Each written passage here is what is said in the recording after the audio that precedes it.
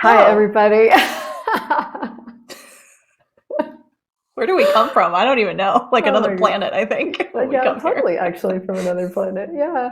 Well, we're going to dive into today how to let go of self-judgment. Would you like to begin, Miss Dr. Mrs. What's Janine this? Who am Kraft? I? I don't know who I am today. Oh man. Well, okay. So I've been talking about judgment a lot, always, forever, always, on my posts and in my group lately. And the common question that comes up is, well, how? How do I do it? Okay. Like I get why, I get judgment's not helpful, but like I can't, how? So I was starting to look at, well, what is my process for actually starting to let this go? Now, this doesn't mean I have it 100% all the You're an time because expert in letting so the no, two I have experts lots of are going to experience with talk it. here. Lots of experience with the judgment. Never judge myself at Listen, all. we're I'm sure you expert don't either. judgers and we're learning how to let it go. Yeah, exactly. Yeah. So we're walking alongside you. So Yeah. my first step was looking at, well, let's work smarter, not harder. And who does this belong to? Because I don't want to start working on judgment. Let me figure out how to let go of this judgment that's not even mine. So that's what I Well, look that's at actually pretty first, huge. I think if I have that's the whole awareness. conversation in truth. But The end, done. That's it. That's your episode. Oh my God, there's so much there. Okay, so tell me a little bit more before I open my mouth and can't stop talking. Okay. Tell me a little bit more. Yeah. Okay. So here's a good example. So this morning I was in Pilates extra early because Me I had a too. chiropractic. You were too. Oh my God. Woo! We're the same person. So I was in Pilates and there are mirrors everywhere and whatnot. And I was like, looking in the mirror for form and whatnot. And then I was like, ooh, some old stuff was coming back of just ballet days and having some body image stuff, if you will. And all of a sudden there was going into like mass amount of judgment around my body. And I was like, I really got that I've let this go. So what is going on here? And literally when I tuned into the energy of who's this belong to, I was just there. It was a small group, and I was tapping in to other women who are there, points of view around their body, and starting to buy it as my own. And I was like, wait a second, this is not like, although it's familiar, I'm like, I haven't been doing this. So for what purpose is this coming up now? What am I tuning into? And so that's kind of what I tapped into first today. That's brilliant. I really think we could guys, if you listen, get nothing else out of this episode, that tool is the best ever. Like everything. Yeah, because if I look at all the things that I've been struggling with over the last year and a half, which I kind of feel like I've been talking about ad nauseum, I'm getting ready to stop talking about it. Don't stop talking. And I don't want to talk. No. Yeah. If I look at what I've been struggling with, what I've been struggling with is incredible amounts of awareness of energies that I didn't expect to be aware of, and I didn't know what to do with when I became aware of them and seemed like mine. And it's like only now a year and a half later, and for a little backstory, if you guys are tuning into this episode randomly, I moved to Latin America about a year and a half ago. So it's been really, really, really, really, really, really different. But okay, so I moved to Latin America, but let's say you walk into the mall, or you go to your mom's house, or you are walking into the living room where your kids and your husband is, or your partner is, or whatever. Is the awareness never stops. We are aware. Yeah. Well, you always said like that was a huge change for you from living in America and even Canada and then to where you're at now, just the difference in your awareness of types of judgment. Like what was that exactly? Yeah, big bodies of judgment. Yeah, I mean body judgment. Yeah, particularly, right? So the kind of the info behind judgment is that a judgment is just taking a position on something, right? And you can take a position that's good, or you can take a position that's bad. But you can't really take you can take an interesting position. Maybe that's a position, maybe that's just, I don't know what that is, where everything's just interesting. Most of us don't choose the position where everything's interesting. We choose the side we're on, or the people we're with, or who we're going to be loyal to, or we choose the points of view that our friends are taking because they're our friends, and to be with our friends, we have to have those same points of view. We choose the points of view that allow us to be part of an organization or a community or a religion, right? We choose basically kind of the side we're on. And So, but it doesn't matter if the position is positive or negative. Once you take a position, you have to then base everything else on it, you know? Yeah. And Yeah. that's the very, very, very short, potent description of what a judgment actually is. So when someone takes a position and somebody else agrees with that position, now you've got a reality. Only takes two. And so if you look at the number of people, for example, women, that have massive amounts of positions that they've taken or bought or established as true around their bodies, for example, that's a pretty massive reality. Like that's a big energy. Yeah. And so you can kind of extrapolate out from there on all kinds of things: money, bodies, self-worth or care, or race and culture, and like just like it really just goes on and on and on and on and on about how many big universes of energy have gotten created from people taking positions on things. Yeah. So Well, and it's so easy to so quickly go into a story of yeah, like, especially this morning where I was looking at like, okay, because there were years that I did struggle with eating issues and body image and binging and same. starving and just all of that. Um, and so it's easy to go into like, oh, this is This my is my, yeah, feels like my me. old Yeah, wounds. These are my old, well, because I was a ballet dancer, yeah, because yeah. we're eating all these justifications for, but and this is where I get people say, well, I've healed this thing. And I'm like, well, it's not even a thing for me anymore. So why is it coming up? Because people start to think, well, oh, I'm backtracking or whatnot. Or are we just aware of, Just like you said, aware. this is a huge amount of energy. Like how many Yeah, people struggle with judging their bodies massively. massively. Yeah. Well, in truth, we're just aware. Yeah. And so if it were easy, it's simple. If it were easy to Yeah. apply that and live from it, we would have an instantaneously, all of life comes to me with ease and joy and glory life Yeah. instantaneously, because we would be just living as everything's just interesting. If we could just like flip there and choose that, then Mm-hmm. there's ease. The Mm-hmm. thing is that most of us aren't educated. I mean, so we're running the spectrum and the gamut of where we're at with all of that. So so that's where the use of the tools comes in, and there's so many. And I think you actually Yeah. started with the most powerful one, which is like, is this even mine? Yeah. Now, a lot of people are going to kind of ask that question and get that it is theirs. Yeah, it is mine. This is mine.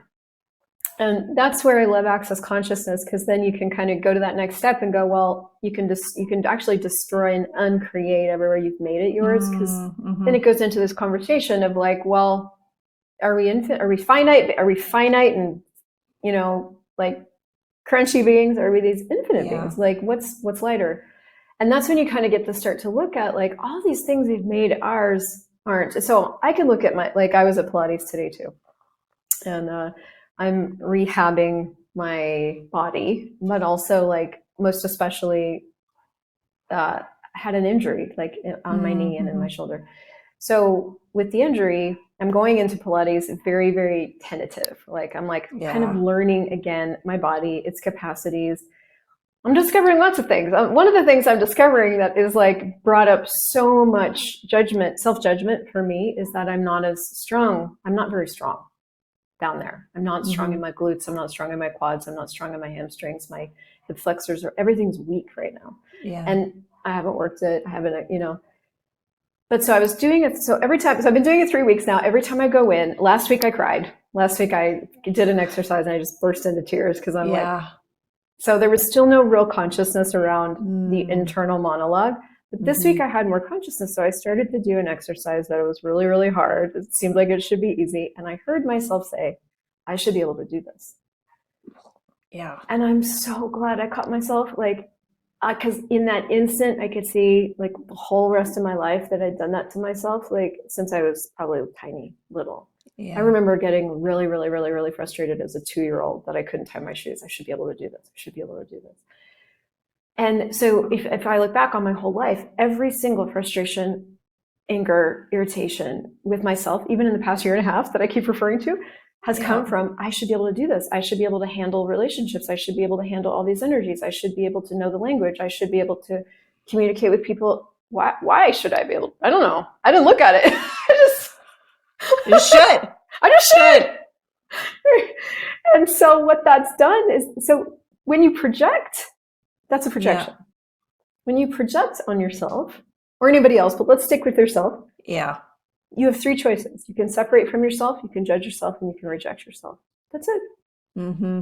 So I instantaneously this morning got this like massive, massive download of the way that I've been living my life from I should be able to do this. And so here's a tool from Access Consciousness is when you discover you're projecting, you can pock and pot it. You can use the clearing statement if you want, or you can go, wow,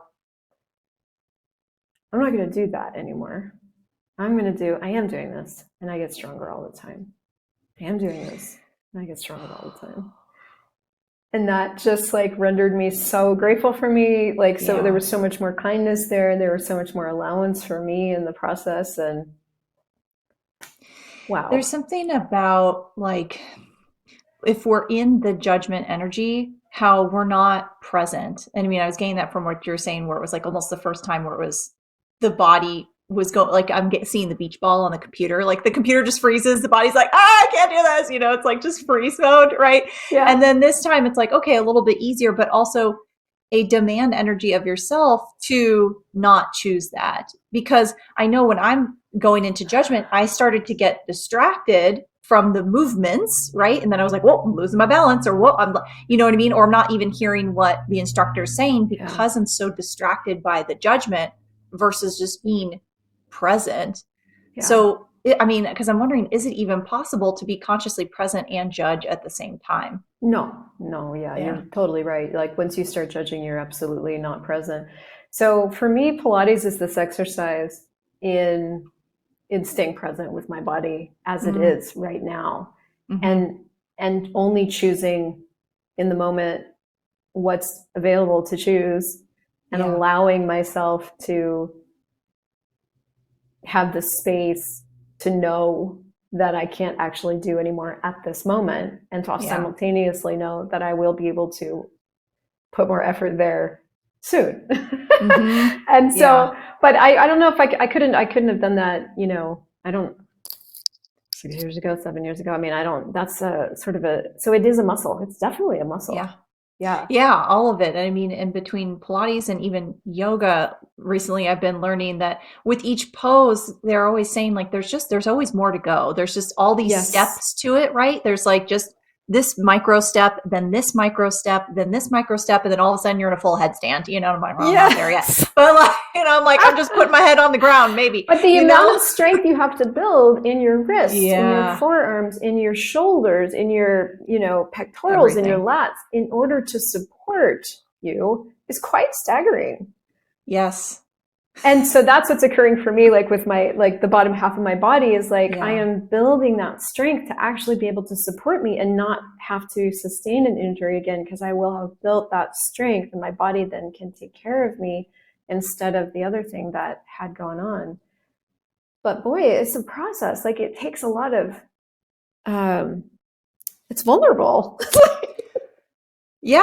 Well, especially if you see, other people, like it's so easy then to go in the comparison where you see like other people who have been doing it for years or whatever, and they just whoop right into the headstand. I'm like, well, I can't do that, So it's like, I get the same with this, with seeking to let go of judgment or whatnot. This has been years in the making, years. This isn't the overnight thing. Boom, I'm out of self-judgment. No. It's not how I've been doing this for 47 years. I'm a professional. You can try this at home if you want, but be careful. Yeah, totally. And I would say that's probably true for all of us that are, the creative seekers, dreamers of the world. Like we are skilled AF at making ourselves wrong, So it's a step-by-step thing. So, I mean, definitely one of the things is just catching yourself. Catching yourself is such a gift. I mean, and so you catch yourself and you can take it a lot of directions. You can ask, is this even mine?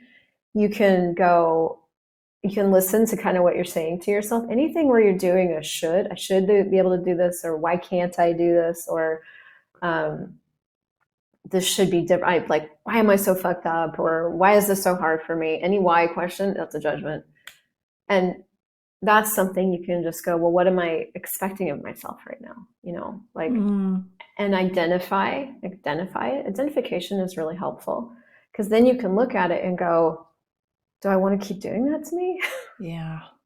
Well, when you offered the three doors of like separation, rejection, Judgment and and rejection. Those are judgment, your three choices when you so do I was it. just like, I don't want any of those doors. And so Right? Like, would you like to I separate from yourself, judge yeah, yourself, or reject yourself? Those are your choices with that's your this. choice today. Well, it's so interesting. So it's kind of like, for what purpose are we so addicted to that? Or that those, it's kind of like that by choosing this is the only option we give ourselves. It's like we box ourselves into a corner and then give ourselves a problem to try to figure out based on our own volition. Like I'm like, why is this happening? Which, Why are we I get, doing why are we this to doing this? ourselves? I don't get it. What? Don't judge it. It's wrong. It's bad. Don't do it. Well, okay. So if beings like us, let's lump us all Yeah. for a second. If beings like us who really care, who like super creative, are seeking, like have tried a billion things, are always looking for more. Those kind of beings, creative. If we just knew that we were a gift and we just walked through the Yeah. world as a gift, like how powerful is that? Mm-hmm. If you look at kids come in just never doubting that they just come in knowing they're the shit, right? They just run the Yeah. world. Yeah. At some point they give it up, right? At some point you can Yeah. kind Well, of we watch teach in them every to. we teach them to, yeah. Yeah. And then they go to school and they get out in public and yeah, they're taught, absolutely. So at some point that light in the kids' eyes turns off and they start to Mm, like doubt and fear and yeah. like think. And it never really quite changes back after that. Kind of stays there and the net gets greater. And you go into high school and you go middle school and then you go into high school and you learn the dark art of judgment really Yeah. well.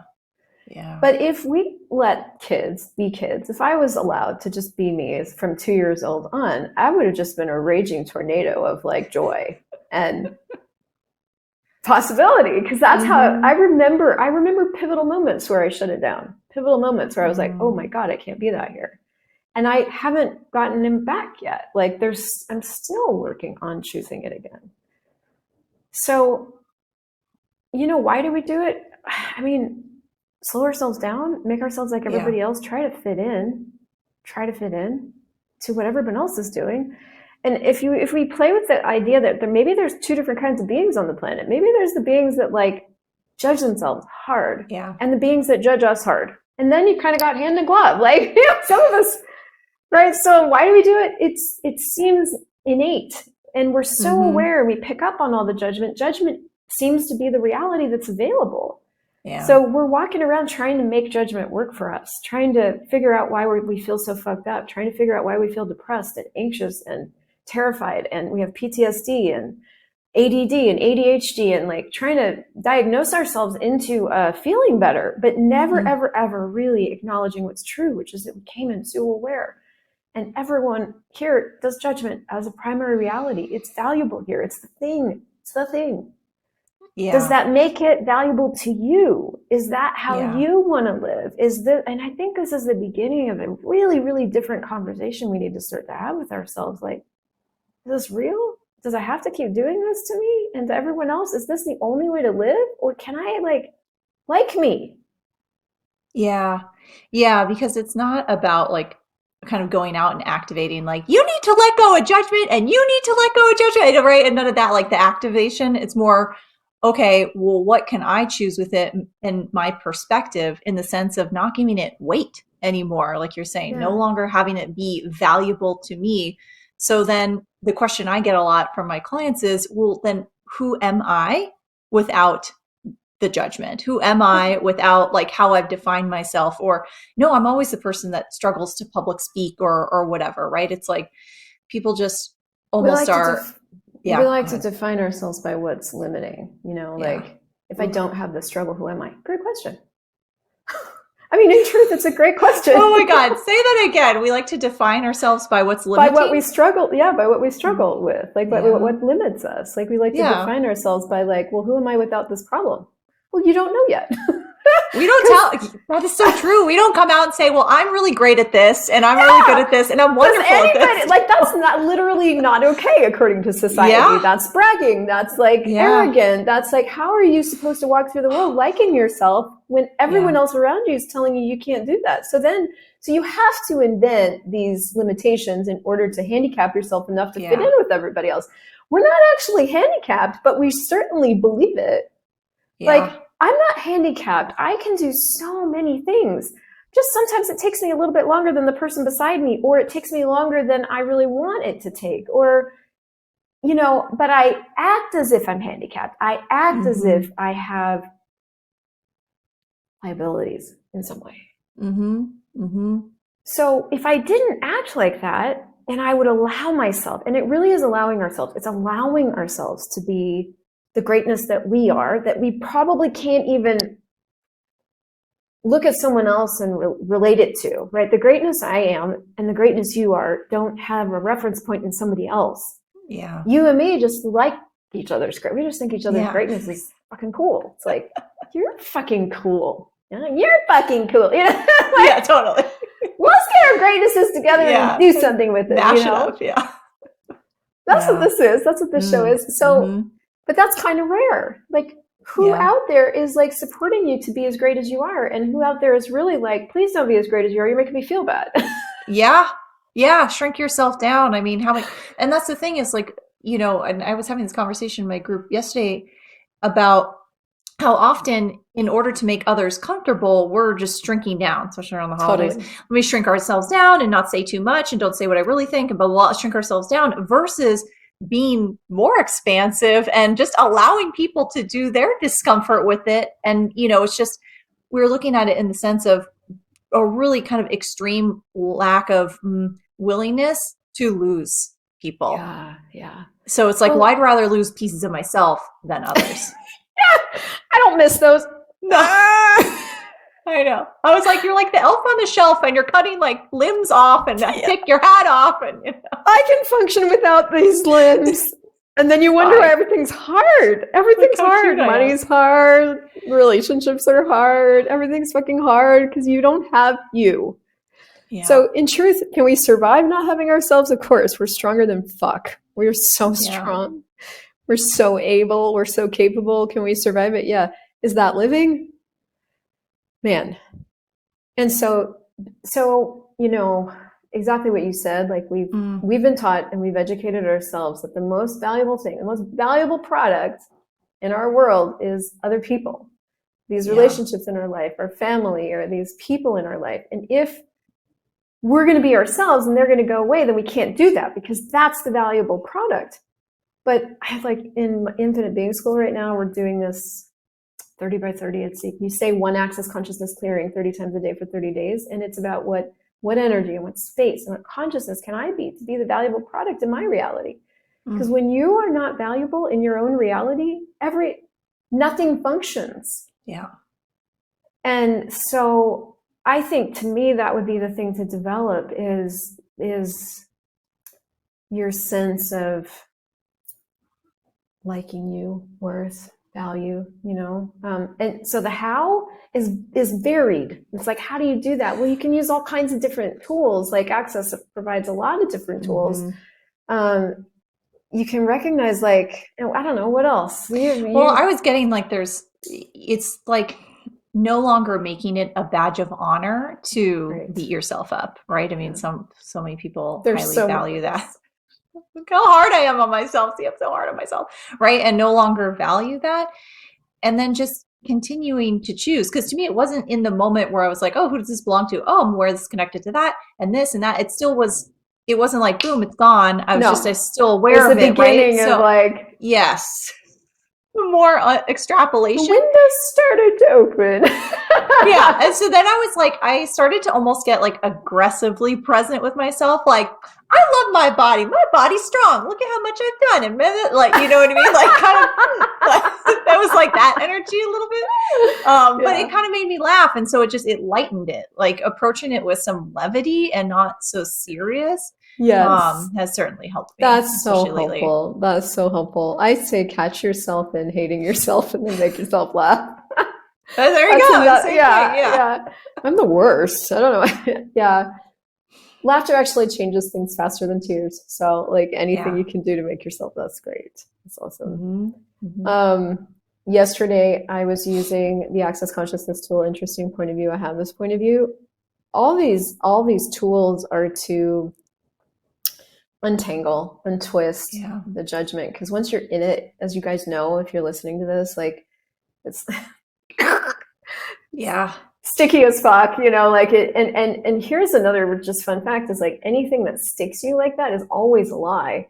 So if you're in something sticky and you can't like, it's really about like interrupting it so that you can start to have more space with it. Because is it really true? Is it really true that I should be able to do this? I'm like, no. Like on what planet should I be able to do this?